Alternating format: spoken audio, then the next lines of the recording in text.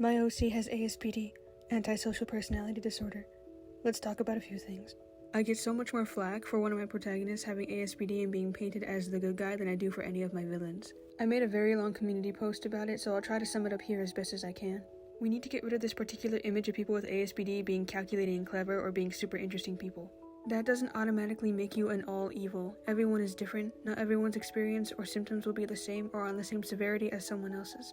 The media has this problem of painting certain people as geniuses or super clever when really, law enforcement was just lazy. People with ASPD are often socially dysfunctional and go unnoticed. People only view high-powered people as such when a lot of them actually fall under the radar.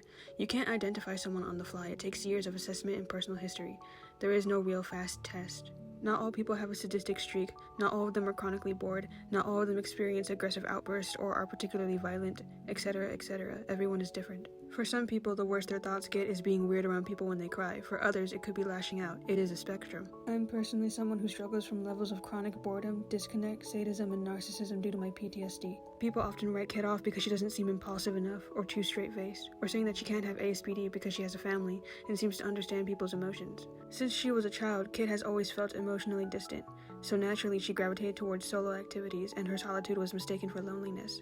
She hated how people would constantly tell her how she felt instead of actually listening to her. At one point, Kit tried to pretend and imitate the people around her, but she couldn't find herself being able to commit to it because it just felt incorrect. She has a history of being a chronic liar. It could be as simple as what she had for breakfast that morning, to starting rumors just to see people fight, or purposefully misinforming others just to make them look stupid. She doesn't necessarily care about what other people think about her, yet at the same time, she's uncomfortable with the negative perception they have of her. She instigates people to satisfy her curiosity, but tries her best to avoid consequences. Not because she's scared of them, but because she would rather just not bother with them. However, if Kit believes it's out of her reach, then it isn't worth it. Sometimes she'll instigate someone, but she doesn't get the reaction she wants. Oh well, that was that, no point in continuing. She does things to serve herself, and she experiences chronic boredom. She doesn't feel the need to stick with people if she doesn't find them interesting. She isn't particularly violent, although as a child she was mostly unaware of what harm she caused. As an adult, she keeps her sadism to the bedroom as a healthier outlet. She finds the pathetic and helplessness of people appealing. Kit will only fight if she feels the need to. People ask what's the point in giving her husbands and children?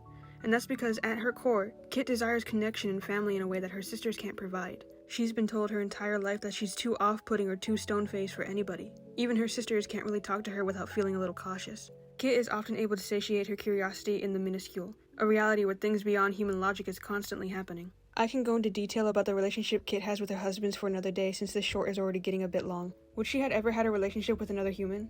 No, she'd probably get too bored. Kit built her family off of it wanting to be interesting. She wanted to know what would happen and what it would be like. But that doesn't mean she doesn't care for them any less. At her core, she just wants family. The relationship she has with her sisters is very strained, and the ones with her family are very complicated. I could go into the specific way I designed her and how I used her. In all honesty, she's probably the character I project onto the most.